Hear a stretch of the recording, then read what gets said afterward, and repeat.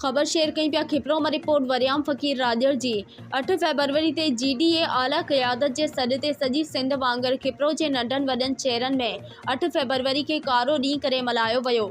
उन मौक़े ते ख़िताब कंदे अॻवाननि मियां शेर मोहम्मद राजड़, मोहरम राजड़, कमाल खान राजड़, यासीन शेरवानी पठान, आलम जुनेजो, खमीसो जुनेजो, दणी बख्श राजड़ ऐं ॿियनि एहतजाज के ख़िताब कंदे चयो त 8 फरवरी ते जमहूरियत जो क़त्ल कयो वियो।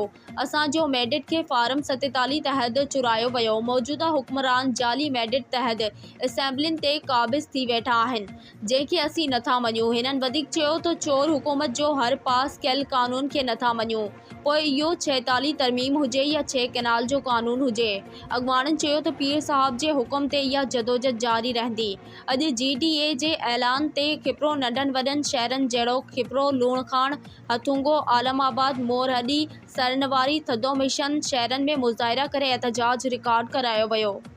असां आला हज़रत पीर साईं पागल जिन जे हुकुम मूजिबि हिते जमात छोकिरी गॾु थी आहे। तक़रीबन पूरे सिंध में असांजा एहतजाज रिकॉर्ड कराया आहिनि। असां पंहिंजे नंढड़े शहर में एहतजाज रिकॉर्ड करायूं पिया।